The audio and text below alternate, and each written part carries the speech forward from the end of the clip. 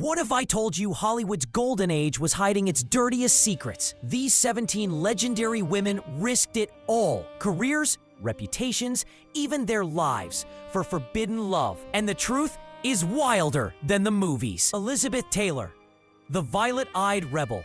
They called her the violet-eyed vixen, a beauty so rare it seemed otherworldly. But Elizabeth Taylor's legacy isn't just carved into Hollywood's marble halls for her beauty. It's etched into history because she lived and loved like no one else dared. From the moment she entered the studio system, she was expected to be charming, polished, and obedient. Instead, she rebelled against the quiet compliance Hollywood demanded of its women.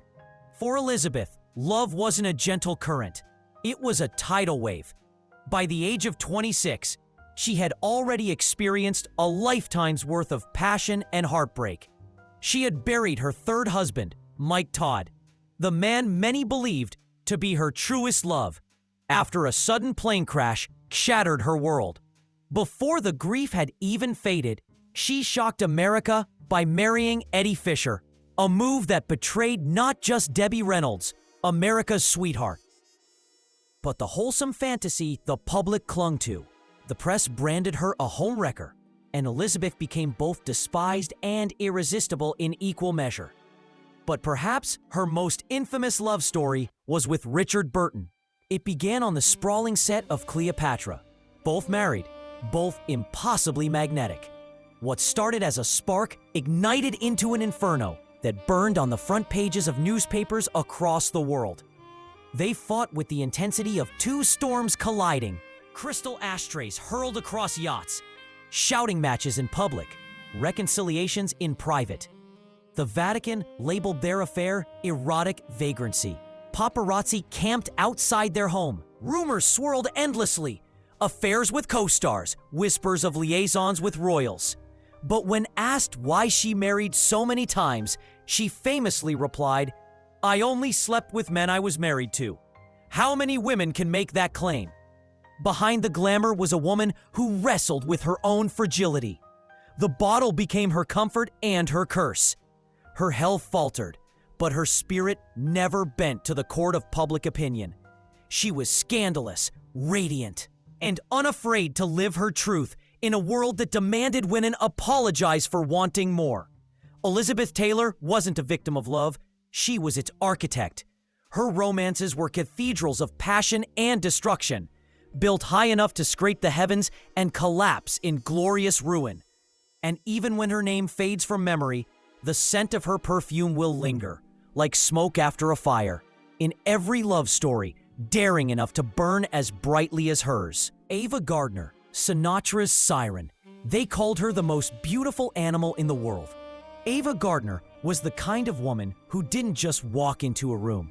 She made the room rearrange itself around her. Born in a poor corner of North Carolina, she carried the rawness of her roots and a face so perfectly sculpted it seemed carved for sin.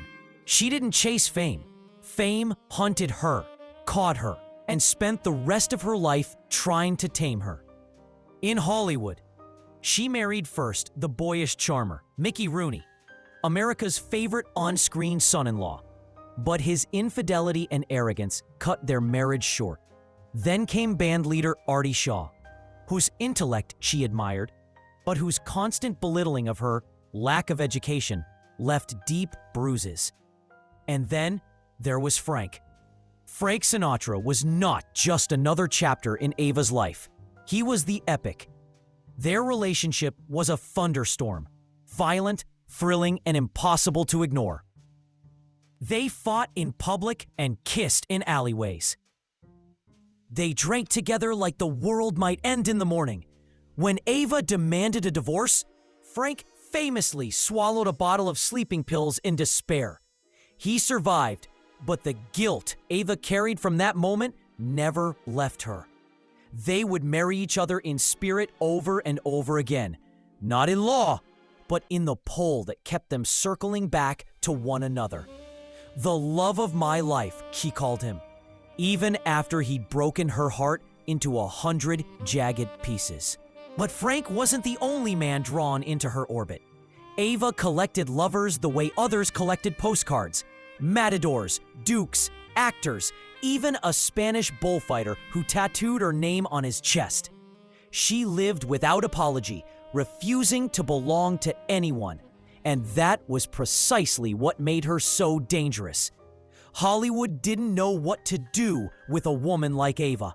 MGM sent press agents to shadow her in Europe, cleaning up broken contracts, broken windows, and broken hearts. But Ava wasn't interested in a clean image. She once admitted, "I've always had the terrible feeling that I'm nothing unless I'm in a man's arms." And so she kept stepping into the fire, even when it burned her. By the 1970s, the fire had dimmed. She lived mostly in London, still breathtaking, but hiding from the camera. Invitations slowed, her health declined, and the exhaustion she carried wasn't just in her body. It was in her soul. Frank paid her hospital bills in her final years, but didn't come to the funeral. Some said she was too wild to be loved. Others said she was too honest about needing it. Either way, Ava Gardner left behind a legend of beauty, chaos, and the kind of love stories you don't survive without scars. And like the scent of a cigarette in the night air, her memory lingers. Smoky, intoxicating, and impossible to forget. Marilyn Monroe, the blonde who believed. Before she was a legend, before she was the dream that sold 1 million movie tickets, she was Norma Jean. A little girl shuffled between foster homes, searching for someone to keep her. Hollywood would give her the attention she craved, but at a price so steep, it would break her long before her time. In the golden light of the 1950s, Marilyn Monroe was America's fantasy. A body poured into satin, a smile that seemed to promise the world. Presidents, playwrights, producers, they all called her Marilyn, but very few ever truly knew Norma Jean. She didn't just fall for men, she believed them. She believed Joe DiMaggio when he promised to protect her, only to find he wanted to keep her locked away as a housewife. She believed Arthur Miller when he said he understood her, until he began to rewrite her into one of his characters. And then there was the man in the Oval Office, whose name she breathed into history with a sultry, happy birthday. Her loves were public, her heartbreaks even more so. The studios whispered that she was unreliable, but what they meant was she wouldn't play their game twice. She showed up late, walked off set, demanded better roles in a town that had already typecast her as the eternal fantasy. Every time she reached for dignity, someone offered her diamonds instead. Marilyn married 3 times, but the tabloids kept count of far more lovers. Rumors swirled of affairs with both John and Robert Kennedy, of secret recordings of late-night calls that never made the papers. Her affairs didn't live in the shadows. They became headlines, scandal selling as much as her films. And yet, behind those stories was often a woman left waiting by the phone, staring at a door that never opened. As the years passed, the glow began to dim. Lines grew harder to remember, mornings harder to face. She leaned on the bottle and pills to keep herself going, until they stopped helping. One director said it was like watching a candle burn from both ends, brilliant, blinding, and inevitably brief. On August 5th, 1962, Marilyn Monroe was found dead at just 36, alone in her Los Angeles home. The official cause, an overdose, but the truth of her life and death remains tangled in mystery and speculation. The public tried to turn her into a cautionary tale. The girl who loved too recklessly, too deeply. Yet even now, decades later, men still leave roses on her grave. And somewhere in the flicker of an old theater, in the hush between frames, she is still there, whispering through the screen, "Love me just once more." Barbara Payton, from starlet to scandal queen, Barbara Payton's rise in Hollywood was quick, intoxicating, and almost immediately laced with danger.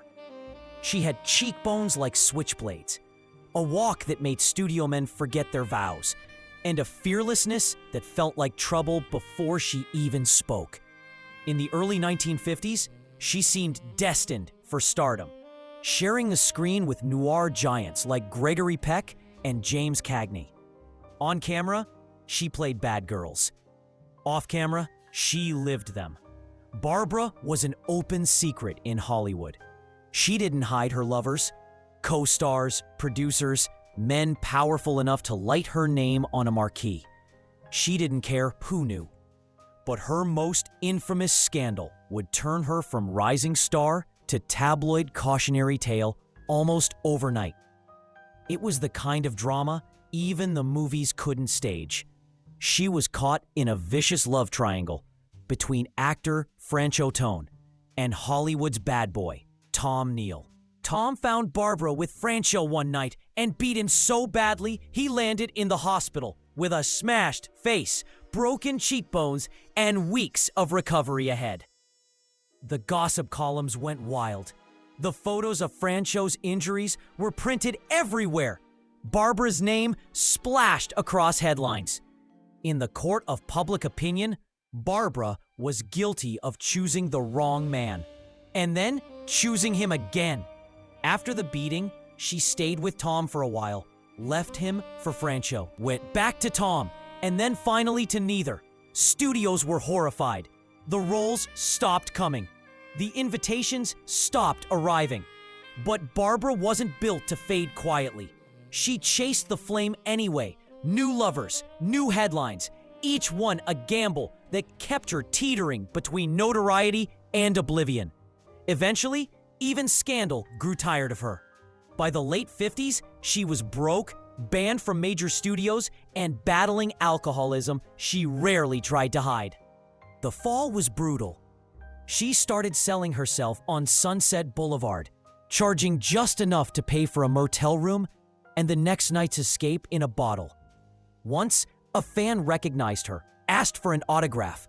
She signed her name with a shaking hand, then asked if he had $5. In 1963, she published a memoir titled, I Am Not Ashamed. The title wasn't bravado, it was truth. She meant it. Barbara Payton died in 1967 at just 39 years old. Her body worn down by years of excess, violence, and survival. Some actresses fade into history. Barbara crashed in public, in color, in heels. And maybe what haunts Hollywood most is not that she fell, but that she refused to fall quietly. Tallulah Bankhead, the Southern belle who slept with everyone. Tallulah Bankhead didn't just enter a room, she took possession of it. Whether it was a smoky Manhattan bar, a London theater lounge, or a Hollywood soundstage, the air seemed to shift when she arrived. Her laugh, throaty, wicked, and impossible to ignore, could travel across the room like a dare.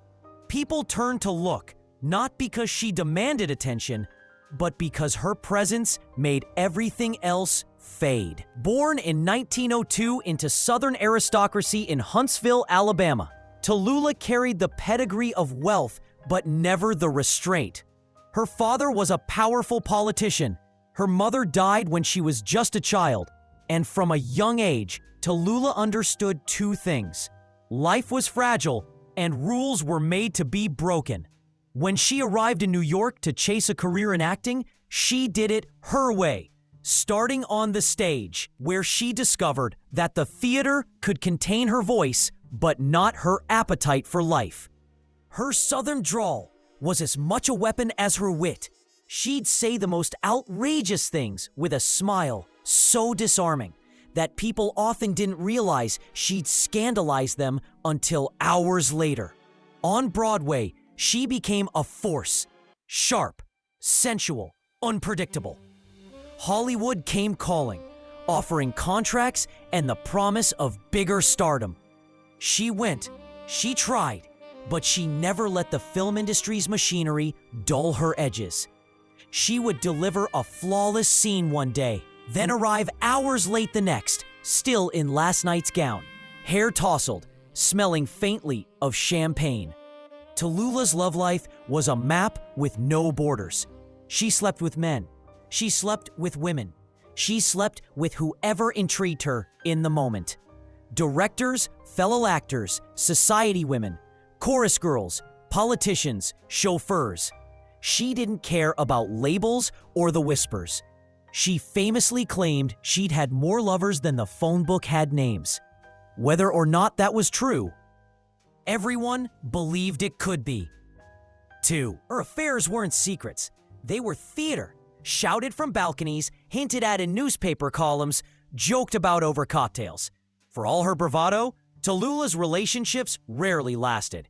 She demanded honesty, excitement, and novelty, often tiring of people as quickly as she had fallen for them. There was a certain cruelty in her independence, but also a vulnerability she tried to hide. Her humor was quick and biting, but her loneliness was real, and she soothed it with parties, substances, and constant movement. By the late 1940s, her unpredictable behavior began to make producers wary. The calls from studios slowed, but Tallulah wasn't one to retreat quietly. She leaned harder into her persona, sweeping into hotels draped in furs and turbans, holding court in lobbies with scandalous one-liners, raising a glass to the ghosts of lovers past. She didn't need a script to be entertaining. She was the script. Tallulah Bankhead refused to censor herself in a world that demanded women behave. She never apologized for wanting too much, loving too freely, or speaking too bluntly. She lived like a live wire, brilliant, dangerous, and always sparking in too many directions at once.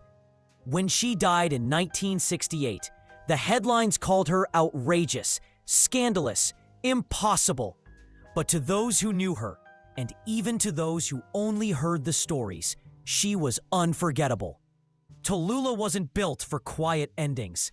She was built for a grand finale. And long after the lights went down, you could still smell the smoke of her passage, as if the party had only just moved to another room. Lana Turner, the sweater girl with a knife in her purse. Lana Turner's name was built on two things: beauty and danger. In the public eye, she was the ultimate Hollywood pinup. Soft curls framing a face of perfection, sweaters clinging to curves that made her a national obsession. But behind that polished image was a woman who attracted chaos like a magnet, and sometimes chaos followed her home. She married 7 times, to actors, businessmen, and men who didn't last much longer than the ink on the marriage certificate.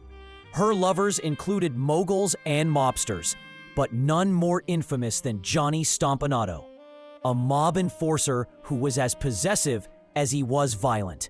Their relationship was an open secret in Hollywood, whispered about at studio gates and splashed across gossip columns. There were jealous scenes, whispered threats, and fights that no one dared step between. Then came the night in 1958 that turned Lana's life and career into a true crime drama. Police arrived at her Beverly Hills home to find Johnny Stompanato dead on the living room floor, a single stab wound to the chest. The handle was still slick with blood. Lana stood in pearls, mascara trembling on her lashes, insisting she hadn't screamed. The story she told the world was simple. Her teenage daughter, Cheryl, had heard a fight in the bedroom, walked in, and in the chaos, stabbed Johnny to protect her mother. Cheryl, just 14, took the blame. The ruling was justifiable homicide, but few believed it was that straightforward. Whispers spread that Lana knew it was coming, that she had played her own part, that the studio had rushed in to cover the worst of it. By every rule of Hollywood scandal, this should have ended her career. Instead, Lana did what she always did. She slipped back into character. Not long after, she starred in Imitation of Life, a role steeped in grief and redemption that felt almost too close to her real life. Audiences didn't just forgive her, they made her a box office queen again. But behind a renewed success were shadows she couldn't outrun. She kept collecting lovers, kept reinventing herself for the screen, but the years wore on her. She battled private demons, long stretches of loneliness, and the kind of heartbreak that doesn't bruise the skin, only the soul. Lana Turner died in 1995, alone, but surrounded by the trophies she fought for. To the world, she was scandal, siren, survivor. But perhaps her most dangerous role was the one she never stopped playing. A woman who refused to be the victim, even when the script begged her to be. Hedi Lamar, beauty, brains, and bedroom secrets. Hedi Lamar was the kind of beauty that didn't just stop men in their tracks, it stopped time. Hollywood billed her as the most beautiful woman in the world, but what they never wanted to admit was that behind those sculpted cheekbones and that smoky Austrian accent was a mind every bit as formidable as her face. Her story began far from the glitter of Los Angeles. Born Hedwig Piesler in Vienna, she captivated European cinema early on with a performance in Ecstasy, a film that scandalized 1930s audiences with nudity and unvarnished sensuality. That notoriety followed her across the ocean. But when Hollywood opened its doors, it wasn't her intellect they wanted. MGM wanted a goddess, someone to be draped in jewels, not blueprints. But between takes on glamorous sound stages, Hedi was sketching designs for a frequency-hopping torpedo guidance system meant to help the Allies during World War II. It was brilliant work, the kind of innovation that would, decades later, become the foundation for Wi-Fi and Bluetooth. She tried to offer it to the US Navy, only to be politely dismissed and told she'd be more useful selling war bonds. If Hollywood didn't know what to do with her brain, they knew exactly how to exploit her beauty. Her love life read like a European novel. 6 marriages, countless lovers, and whispered affairs with powerful men. She married a Nazi arms dealer early in her life, only to flee him, a bold escape that would become part of her personal mythology. Later came Howard Hughes, who saw in her both a muse and a project. He gave her miniature airplane wings to wear as jewelry, a symbol of his control and obsession. Hedi was known for her wit as much as her looks. She once quipped, "I'm a good housekeeper. Every time I leave a man, I keep the house." But behind the jokes was a quieter truth. She felt used by the men in her life. The studios that owned her image, and an industry that never valued the mind inside the beauty. As she aged, the roles dried up, the marriages failed. The fortune she had made slipped away. Rumors surfaced of her shoplifting, not for need, but for the thrill, perhaps as a way to remind herself she could still break the rules. She withdrew from public life, her once celebrated face now the subject of cruel gossip about plastic surgery and solitude. Hedi Lamar died in 2000, her ashes scattered over the Vienna woods she had once fled for freedom. Today, she is remembered in 2 separate worlds: in Hollywood as the eternal bombshell, in technology as a pioneer whose work outlived her fame. Perhaps her greatest scandal wasn't in her love affairs or her screen roles. It was in daring to be more than one thing in a town that demanded women be only one: beautiful or brilliant, goddess or ghost. Hedi was all of it, and she made sure that somewhere in the pulse of every wireless signal, a piece of her genius still hums. Jean Harlow, the platinum temptress. Jean Harlow wasn't just the first blonde bombshell. She was the woman who invented the mold, filled it to overflowing, and then broke it in 2. In the early 1930s, when Hollywood was still finding its voice, she burst onto the screen like lightning in silk. Porcelain skin, pencil-thin eyebrows, and that sly, knowing smile that hinted she was in on a joke no one else dared to tell. The studios made her hair so pale it was almost white, a platinum halo that scorched her scalp during endless dye sessions. They wanted her to look untouchable, otherworldly.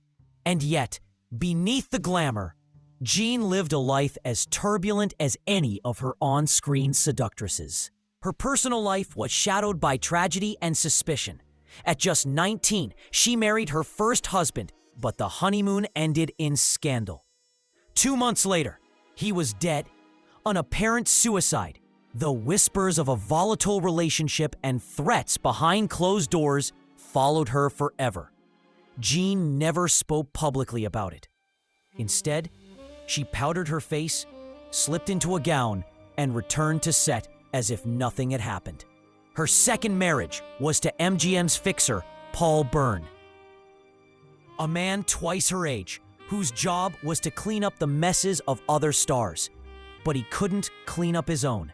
Just 2 months into their marriage, he was found dead in their home, with a note the studio scrubbed from the press. MGM acted with military precision, shielding Jean from questions, turning her grief into a marketable image. 2 days later, she was back on set, draped in black, the cameras capturing not just her beauty, but the haunted shadows in her eyes. The men in her life were powerful, dangerous, or both, mobsters, millionaires, married actors. But there was one, William Powell, who was different. Their relationship was real, tender, even if it was often overshadowed by the ghosts of her past. She wanted to marry him. He hesitated, perhaps out of fear that she too would die on him. And in the end, she did. At just 26, Jean collapsed on set, her body ravaged by illness that had been ignored for weeks. The studio blamed exhaustion, but her friends knew it was more than that. Years of relentless work, emotional strain, and the quiet sacrifices demanded by the industry. Clark Gable carried her casket. William Powell paid for her crypt. Jean Harlow didn't live long enough to be forgotten. She lived fast enough to be mythologized. Every blonde who ever stole a scene owes her a debt. And somewhere in the camera's lens, you can almost hear her whisper, "Be careful, darling. I've done this before." Mae West, the woman who wrote her own lovers. Before Hollywood could tame its women, Mae West had already snapped the leash. She didn't just play seductresses. She wrote them, crafted them, owned them. In an industry that demanded women be seen and not heard, Mae strutted in, hips swaying, one-liners razor sharp, and rewrote the rules. Her story began on the stage long before the silver screen. In 1926, she penned a play simply titled Sex, and it was exactly as provocative as the name promised. Men lined up to see it. Lawmakers lined up to shut it down. When the police finally arrested her for indecency, Mae arrived at jail in silk stockings, a fur coat, and a grin so disarming the warden nearly blushed. She served 8 days, emerged more famous than ever, and never once apologized. She later said the arrest was the best publicity I ever got. Hollywood came calling when she was nearly 40, an age when most actresses were already being pushed aside. But Mae had no intention of fading. She signed with Paramount only on her terms and turned herself into a star. Her scripts were dripping with innuendo, her characters unashamed of desire, and her delivery turned every suggestive pause into an invitation. "When I'm good, I'm very good," she purred in one film. "But when I'm bad, I'm better." Off-screen, she was just as bold. She kept lovers decades younger than herself, a rotating stable of boxers, musicians, and actors, some living in her guest house, others in her bed. She never made a public display of marriage. In fact, she rarely acknowledged the one early union she'd actually had, calling matrimony an institution she wasn't ready for. She didn't smoke, didn't drink, didn't let herself fade. She kept her body strong, her mind sharper, and her image completely under her control. But as Hollywood moved into the era of the Hays Code, the industry began to sanitize itself. Her scripts were censored, trimmed, sometimes shelved entirely. Mae's humor, sly, sexual, unapologetic, was suddenly too dangerous for the big screen. By the mid-1940s, studios were trying to put her out to pasture. She refused. She moved to Las Vegas, crafted stage acts on her own terms, and continued to draw crowds well into her 70s. Mae West outlived most of her critics, dying in her 80s, still flirtatious, still unforgettable. She left behind more than movies. She left behind a blueprint for defiance. In a town where women were expected to play by the rules, Mae West didn't just break them. She turned them into punchlines, and the men who tried to stop her, they became footnotes in her story, a story she had the audacity and the brilliance to write herself. Zsa Zsa Gabor, the queen of diamonds and divorces. If old Hollywood had a crown for excess, Zsa Zsa Gabor would have worn it, and probably had it custom made in gold, diamond, and enough emeralds to blind a room. She didn't just play the part of glamour. She was glamour, molded into human form, with an accent like champagne bubbles and a wit as sharp as a diamond cutter's tool.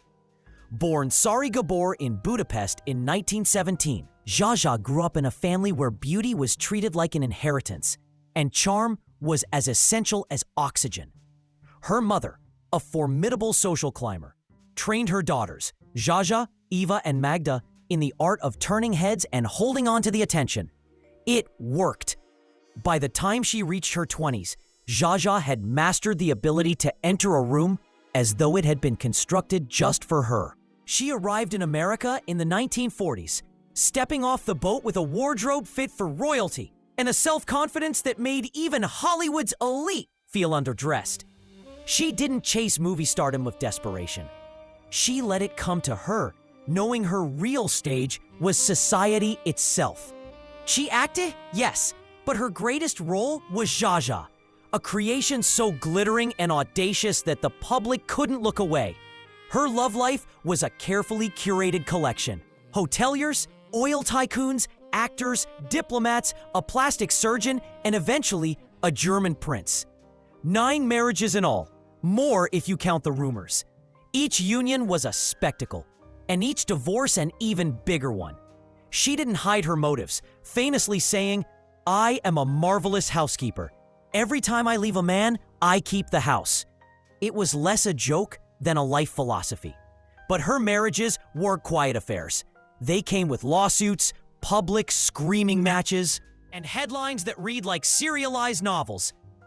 She turned her lovers into accessories, sometimes literally, arriving at galas dripping in jewels, gifted by men who were no longer hers.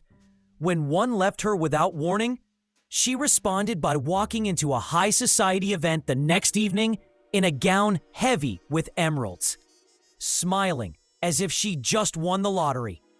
Her most notorious public moment came in 1989, when she slapped a Beverly Hills police officer during a traffic stop.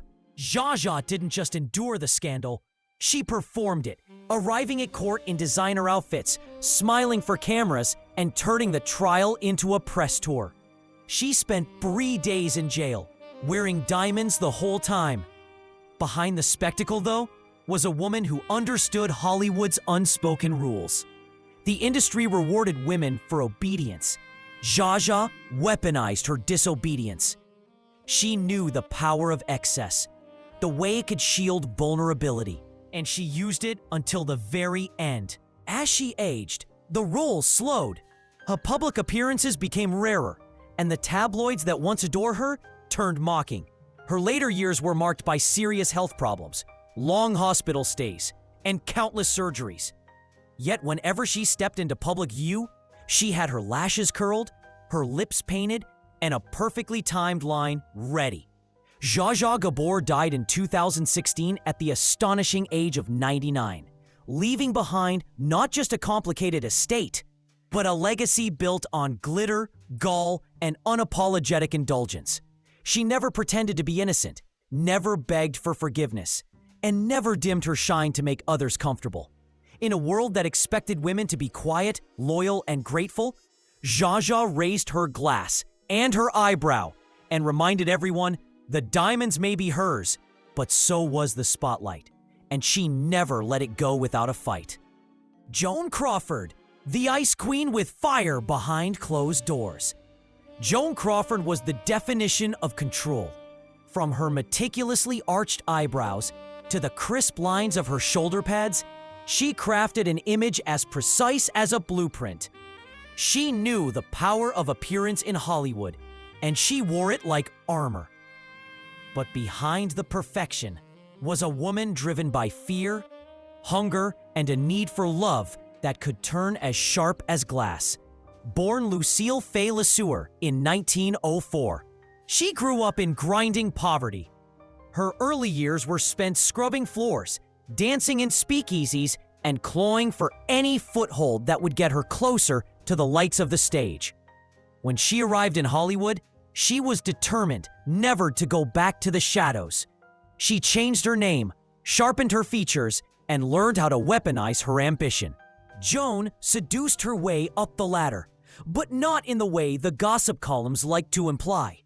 Yes, she had lovers, actors, producers, executives, and even directors who swore they never mixed business with pleasure until they met her. But her real seduction was in her work ethic. She knew her lines, her angles, her lighting.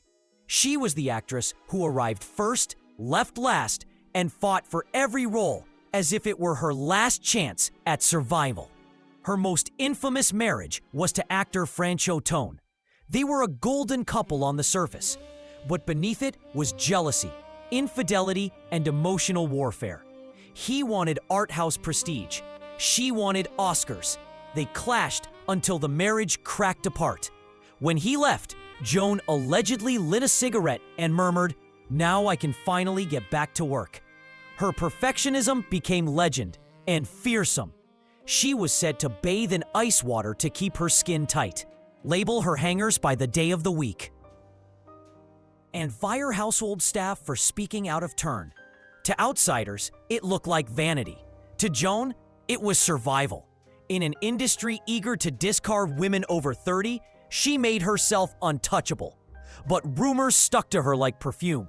Whispered flings with women, physical altercations with rivals, nights spent drinking alone while waiting for calls that never came. Studios tolerated her intensity until they didn't. By the 1950s, the script slowed, and the phone rang less often. The Ice Queen's face hardened, the hunger sharper than ever. Then came Whatever Happened to Baby Jane in 1962, a role as a fading actress clinging to the scraps of fame. For Joan, it wasn't just a part. It was a mirror.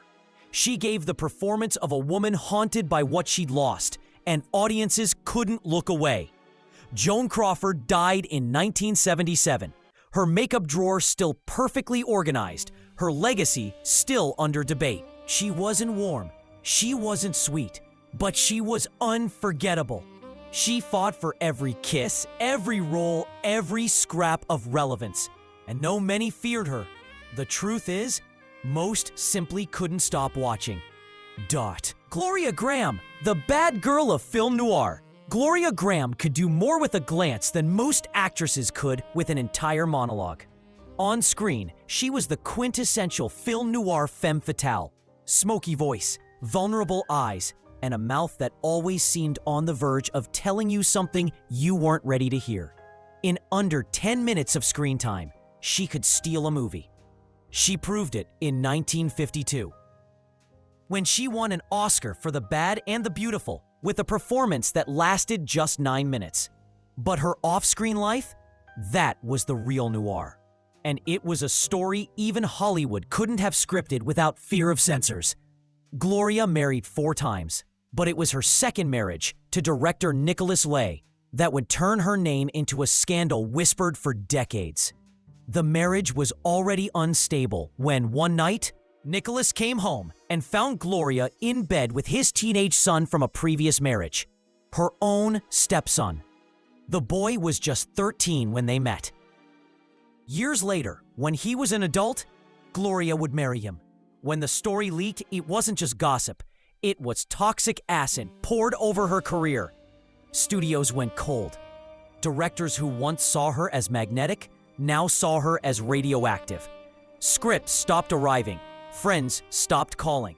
The scandal didn't just damage her reputation. It froze her in place. So she left. She returned to the stage, performed in Europe, and took any work she could find that would keep her out of the direct line of Hollywood's judgment. But the shadows followed her. There were whispers about her temper, her insecurities, her insistence on being filmed only from her good side. One director described her as too fragile to touch, too dangerous to ignore. Gloria was a contradiction, shy yet defiant, craving affection but unable to live within the boundaries that would keep it. She kept chasing love, kept courting chaos, as if each affair might undo the one before it. But the cycle never broke. In her later years, she faced illness quietly. She ignored her doctors, performing on stage even as her body weakened. Once, in London, she collapsed during a performance, insisting on finishing the show before seeking help. It was her last time on stage. Gloria Graham died in 1981, without a redemption arc, without Hollywood's embrace, but with a legacy that still flickers in the half-light of a noir frame. She wasn't made for safety, or comfort, or the approval of polite society. Gloria was made for shadows, the kind that cling to memory long after the film ends. And in a town that punished women for misbehaving, she made misbehavior look like an art form. Dolores Del Rio, Mexico's most desired export. Dolores Del Rio didn't just enter Hollywood. She glided into it, draped in silk and mystery. Her presence so potent, it seemed to bend the air around her. She walked, as one studio executive once said, like she already knows all your secrets. It was the 1920s, a time when Latinas in Hollywood were expected to play maids or exotic mistresses. Dolores had no intention of doing either. She would be a queen, a goddess, a woman for whom men in stories, and sometimes in real life, would gladly ruin themselves. Born Maria de los Dolores Asunsolo y López Negre in Durango, Mexico, she came from privilege, refinement, and an education in poise that would serve her well under the harsh lights of the studio system. When she arrived in Hollywood in 1925, she carried herself not as a desperate newcomer, but as someone who already belonged. And in an industry built on selling illusions, confidence was the most seductive magic of all. Her beauty was legendary, eyes like dark oil, skin like porcelain.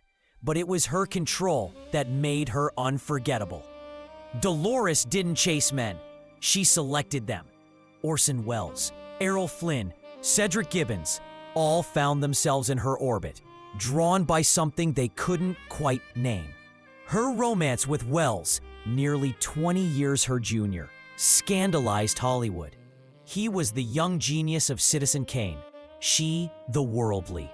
Seasoned star who had already outgrown the need for approval. Their love was real but combustible.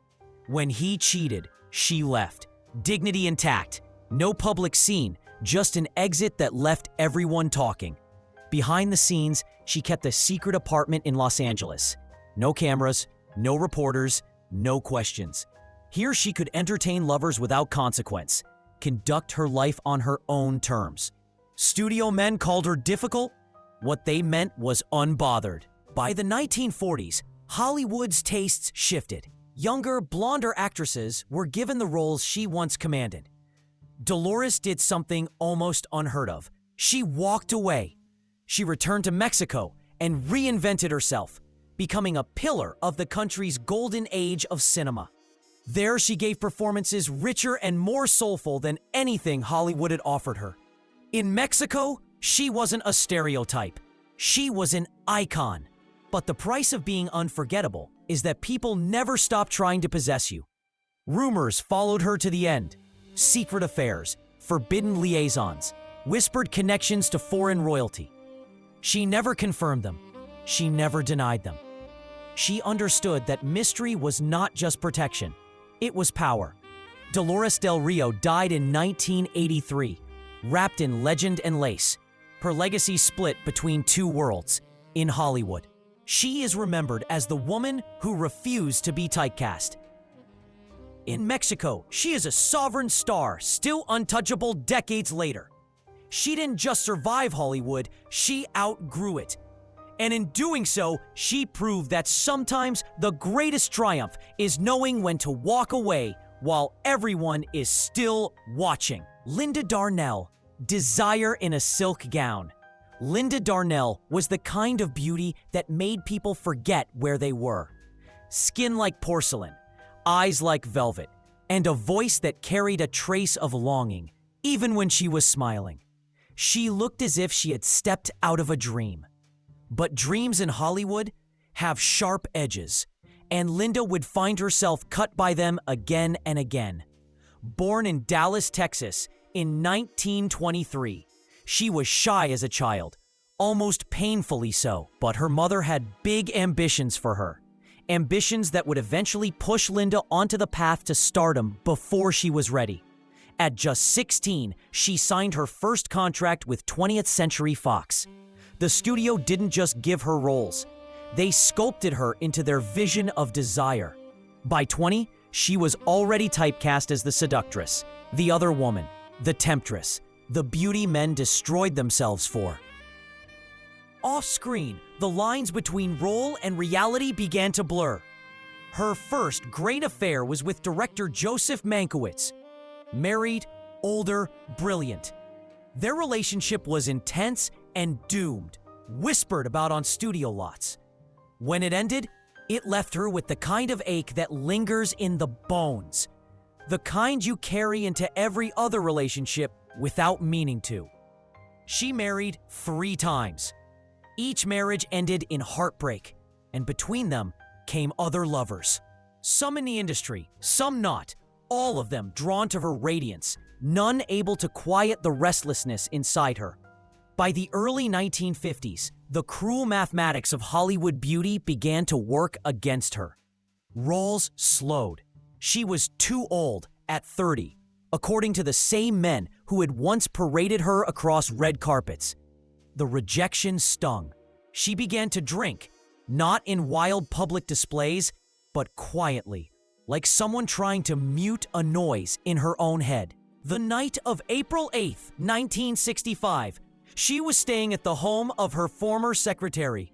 They poured drinks, sat on the couch, and watched Stardust, one of Linda's early films, one she had called her favorite.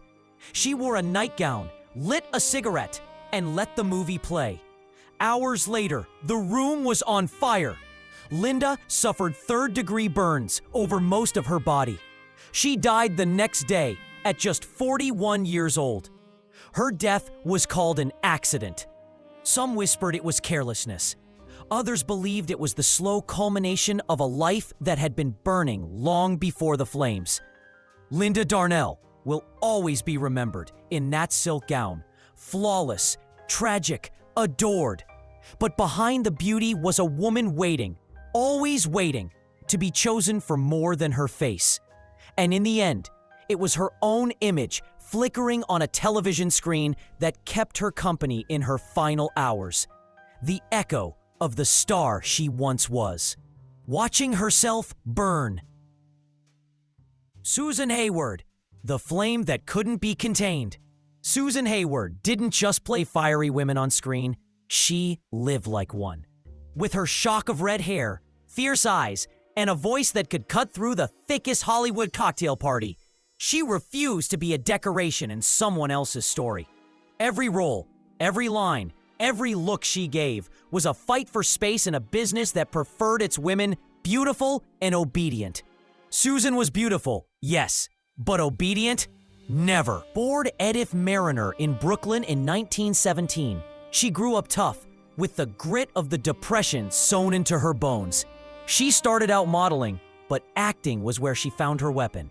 In the late 1930s, she arrived in Hollywood, not as a wide-eyed girl hoping for a break, but as a woman determined to take one. And when the roles finally came, she attacked them like battlefields. She specialized in playing survivors. Women who had been through fire and learned how to use it. Her personal life was just as turbulent as her characters. In 1944, she married actor Jess Barker. The union produced twin boys and headlines for all the wrong reasons. Their divorce in 1954 became a tabloid spectacle, with rumors of jealousy, screaming fights, and legal battles so vicious they seemed almost scripted. The custody fight over their sons was front-page news, and Susan's name was dragged through the mud more than once. She fought back in court and in public, and when the dust settled, she kept going. She had lovers, of course, leading men, producers, even married men. Susan didn't care about playing the innocent. She cared about playing the truth. On set, she was famously intense. She memorized everyone's lines, argued with directors, demanded fair pay and better scripts. The studio system, used to women saying yes to everything, called her difficult. What they meant was unmanageable. In 1958, she delivered the performance of her career in I Want to Live, playing a death row inmate with such raw vulnerability that audiences wept and critics were silenced. She won the Academy Award, but even in triumph, she carried shadows. Friends said she identified too deeply with the role, with the shame, the fight, and the fear of being discarded. By the 1960s, she had remarried, this time to Floyd Eaton Chalkley, a wealthy Georgia businessman. It was quieter, steadier, until illness struck. Susan was diagnosed with brain cancer, and the same woman who had gone to war with studios now faced a battle she couldn't win. She fought it with the same defiance she brought to every role. But on March 14, 1975, at the age of 57, she was gone.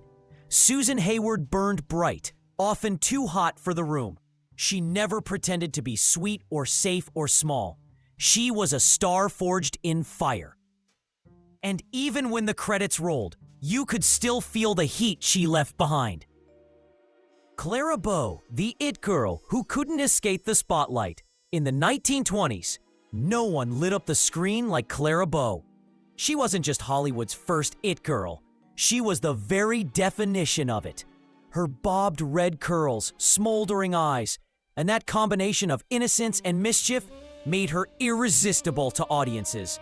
She could flirt with a glance, devastate with a smile, and in the silent era, she didn't need words to command the screen. But the magic that made her a star also made her an easy target in a town hungry for scandal. Clara was born in 1905 into poverty and chaos in Brooklyn. Her childhood was marked by abuse, neglect, and the constant feeling of having to survive. When she made it to Hollywood, she brought those scars with her, along with a drive to never be poor or powerless again. Her big break came with the 1927 film It, a performance so electric it defined an entire cultural archetype. Soon after, she starred in Wings, which went on to win the first ever Best Picture Oscar. But fame wasn't a soft place to land. Studios used her sex appeal shamelessly, selling her as a symbol of modern desire, while ignoring the emotional cost. Then came the scandal that would haunt her for the rest of her life. A former personal assistant, bitter and vengeful, leaked a so-called diary filled with alleged escapades, salacious details, suggestive stories, and claims of lovers in every corner of Hollywood. Whether it was truth or fabrication didn't matter. The tabloids devoured it, and the public's fascination turned to judgment. Directors hesitated to cast her. Studios began to distance themselves. To her critics, Clara became less America's sweetheart and more a cautionary tale. The pressure mounted, and she withdrew from the public eye. She retreated to her estate, but peace didn't come. She battled what was likely undiagnosed mental illness, suffered breakdowns, and struggled to find a reason to stay in the business. Her relationships faltered. Friends drifted away. The studio system, always eager for the next fresh face, pushed her out quietly. And in the cruelest twist, the very it that had made her famous was now treated as a liability. In her later years, Clara lived far from the spotlight she once owned. She had been the most desired woman in America, but by the end, she was a name mentioned in nostalgia. Linda Christian, the last glamour girls of an era. Linda Christian's life read like a jet-set novel. Luxury yachts, whirlwind romances, and an international list of lovers that included princes, playboys, and Hollywood's most eligible bachelors. Born Blanca Rosa Welter in Mexico in 1923, she grew up in a family that traveled constantly due to her father's work as an oil executive. From the beginning, she understood how to move through the world as if every room were hers. Her beauty was the kind that belonged on magazine covers. Exotic, poised, and effortlessly elegant. Hollywood took notice in the 1940s, casting her in a string of films that showcased her sophistication more than her acting range. She would later make history in 1954 as the very first Bond girl, playing Valerie Mathis in a TV adaptation of Casino Royale, years before Sean Connery ever donned a tuxedo as 007. But her fame wasn't built on screen alone. Her love life kept her name in the papers just as much as her roles did. She married actor Tyrone Power in 1949, and together they became one of the most glamorous couples of the era, adored, photographed, and endlessly pursued by the press. Their marriage, however, was turbulent, marked by long separations, infidelities, and the strain of two careers lived under constant scrutiny. They divorced in 1956. But even after the split, her name was rarely out of the headlines. Her rumored lovers included Prince Rainier of Monaco, racing driver Alfonso de Portago, and multiple European aristocrats. She moved effortlessly between Hollywood, Rome, and the French Riviera, attending parties where champagne never stopped flowing and secrets were traded like currency. But the more glamorous her image became, the more people wondered if the woman underneath ever found peace. By the late 1960s, her screen career had faded, replaced entirely by the role she had written for herself. The eternal beauty, the socialite who knew everyone and was known by everyone. She died in 2011, still remembered as the woman who blurred the line between movie star and myth. If these stories captivated you, if you felt the glitter and the grit, the ecstasy and the exhaustion, then you know that history isn't just about films and awards. It's about the human cost of living under the brightest lights. Before you leave, subscribe for more untold stories from the shadows of Hollywood. Like this video if you believe these women deserve to be remembered in their full complexity, not just as tabloid headlines, but as pioneers, survivors, and rebels. And share it with someone who thinks they know old Hollywood, because the truth is, they probably don't. Not like this. The curtain falls here, but the echoes of these women's lives, their laughter, their rage, their whispers in the dark, will keep playing long after the credits roll.